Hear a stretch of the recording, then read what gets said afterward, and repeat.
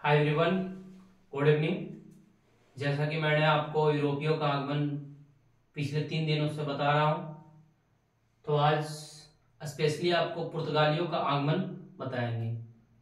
पुर्तगाली ने ऐसा क्या क्या काम किया भारत में रहकर, तो स्पेशल पुर्तगाली के बारे में बताएंगे। थोड़ा पिछले बातों का रिवीजन मैं कर देता हूं। यहाँ पे बहुत सारी यूरोपियन कंपनियां जो है भारत की ओर रुख करती है। इसमें सबसे पहले कौन आते हैं? पुर्तगाली। थोड़ा सा अपना मेंटली रूप से एक्टिव हो जाओ। दूसरा डच। आगमन बता, कंपनी का स्थापना नहीं पूछ रहे हैं, आगमन यानी डच। तीसरा ब्रिटिश। चौथा डेनिश। पांचवा फ्रांसीसी। लास्ट में स्वीडिश। कोई मैटर उतना इसका नहीं करता है, ठीक है। तो पुर्तगाली पहले आते हैं, उसके बाद डच का आगमन होता है, ब्रिटेन का आगमन होता है, उसके बाद डेनिश, फ्रांसीसी और स्वीडिश।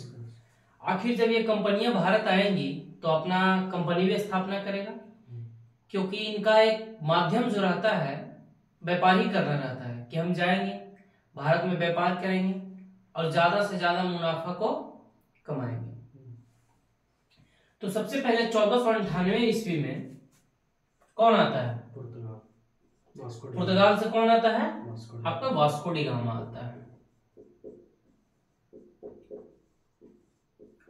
अब वास्को डी गामा जो आता है वो कहाँ उतरता है मेरे भाई? केरल के कालीकट के बंदरगाह पे या तट पे, कोई दिक्कत की बात नहीं है। और उसका स्वागत कौन करता है? जमोरी। किसके मदद से आता है? गुजराती व्यापारी जो अब्दुल मनीद की मदद से वो आता है यहाँ पे। अब कालीकट बंदरगाह पे वास्को डी गामा उतरता है और यहाँ पे आता है और मसाले खरीद कर ले जाता है जब यूरोप अपने देश में, तो जब बेचता है तो 60 गुना फायदा होता है। जब 60 गुना फायदा होता है तो बहुत सारी यूरोपीय कंपनियां अट्रैक्ट होती है आने के लिए। अब आपसी मतभेद यहाँ पे होने लगता है, लड़ाई झगड़ा होने लगता है, क्योंकि बताया था ना एग्जाम्पल में कि एक ही वस्तु अगर खरीदना हो, अगर वस्तु उतना ही रहे और ग्राहक ज्यादा हो जाए तब तो लड़ाई झगड़ा स्टार्ट ही हो जाएगा। तो स्पेशल यहाँ पे हम सिर्फ आज पुर्तगाली के बारे में जानेंगे, उसके बारे में कल हम बताएंगे डच के बारे में, थोड़ा सा ब्रिटेन लंबा चलेगा, डेन का उतना कोई मतलब बनता नहीं है, स्वीडिश मतलब उसको फ्रांसीसी का भी लंबा चलेगा, क्योंकि जो मूल रूप से भारत में कंपनियों को टकराव होता है वो फ्रांसीसी और ब्रिटेन में ही होता है। फ्रांसीसी ही मात देने के चक्कर में रहता है ब्रिटेन को, आखिर ब्रिटेन मात दे देता है वांडीवास के युद्ध में और ब्रिटेन ही एक उभर कर शक्ति के रूप में भारत में रह जाता है। तो सबसे पहले यहाँ में फैक्ट आ जाए। फैक्ट कहने का मतलब थोड़ा सा याद करने वाला कॉन्सेप्ट है मेरे भाई, कि जो 15वीं शताब्दी में केप ऑफ होप मतलब कहने का है, जो अफ्रीका महाद्वीप है, अफ्रीका है ना, ये मानो कि अफ्रीका है, मान लिया अफ्रीका है, तो यहाँ पे साउथ अफ्रीका के पास, यहाँ पे दक्षिणी अफ्रीका एक देश है, अफ्रीका बोलते हैं पूरा महाद्वीप को। मैपिंग का क्लास कर रहे हो ना, कहां तक पहुंचे हो? अफगानिस्तान।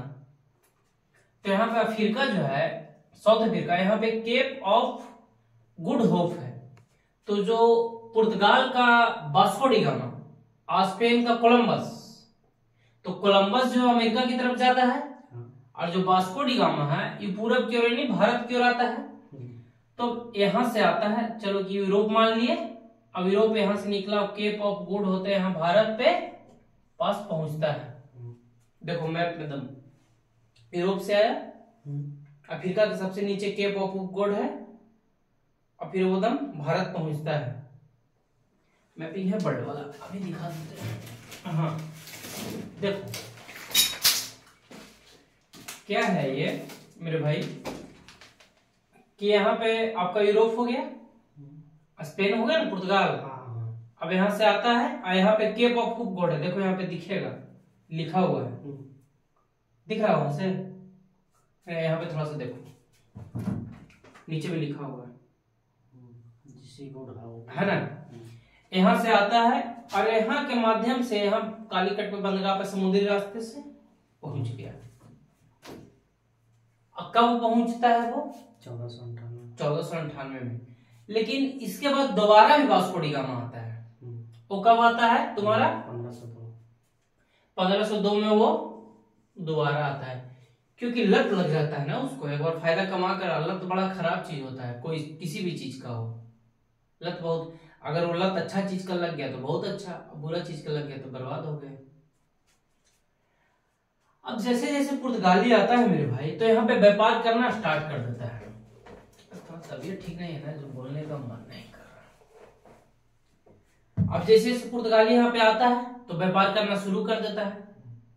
अब व्यापार करना जब शुरू कर देता है, जैसे कि भारत में आया, अब यहाँ पे व्यापार करना शुरू कर दिया, तो व्यापार करने के लिए यहाँ पे कोई तो नियुक्त स्टाफ करेगा ही। जैसे कि हम लोग वोट करते हैं तो नेता हम लोग चुनते हैं ना, तो नेता क्या करता है? देश को शासन चलाता है, हम लोग के हित में काम करता है ना। तो उसी प्रकार यहाँ पे कोई व्यापार चलाने के लिए उसका कोई अधिकारी होना चाहिए। अधिकारी रहेगा तभी तो वो काम चलेगा, बिना अधिकारी का काम चल सकता है?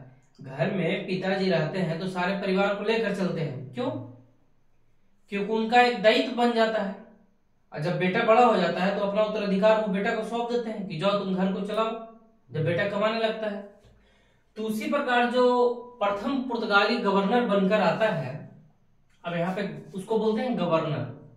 जैसे कि पुर्तगाल से जो आता है, अब भारत में अधिकारी अपने कंपनी को चलाता है, पुर्तगाली अधिकारी, उसको बोलते हैं गवर्नर। क्या बोलते हैं? गवर्नर। अब जब फ्रांसिस्को, समझ में आ रहा है ना, 1505 में फ्रांसिस्को द अल्मेडा नवनियुक्त गवर्नर आया, मतलब पहला गवर्नर आता है। पूछ देगा कि पुर्तगाली की तरफ से प्रथम गवर्नर कौन था? अल्मेडा। और ये लाता है ब्लू वाटर पॉलिसी, कार्टेल व्यवस्था। अभी तुम्हारे दिमाग में आया कि ब्लू वाटर पॉलिसी क्या है?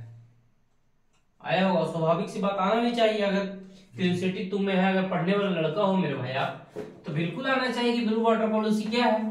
तो देखो ब्लू वाटर पॉलिसी क्या है बता देते हैं, क्योंकि कंफ्यूज ना हो जाके। ब्लू वाटर पॉलिसी देखो, ये भारत है, ये क्या बताए थे? हिंद महासागर बताए थे, अटलांटिक बताए थे, दक्षिण पूर्व एशिया मलक्का स्टेट बताए थे। तो ब्लू वाटर पॉलिसी कहने का मतलब इसका है फारस की खाड़ी, लाल सागर, इसके माध्यम से हर जगह व्यापार होता है। मेडिटेरियन से भूमध्य सागर के होता है, इंडियन ओशियन के तहत ये जाता है। कि ब्लू वाटर पॉलिसी के अंतर्गत क्या होता है कि अपना अधिकार को जमाना चाहता है समुद्री क्षेत्र पे। अब यहाँ पे क्यों अधिकार जमाना चाहता है?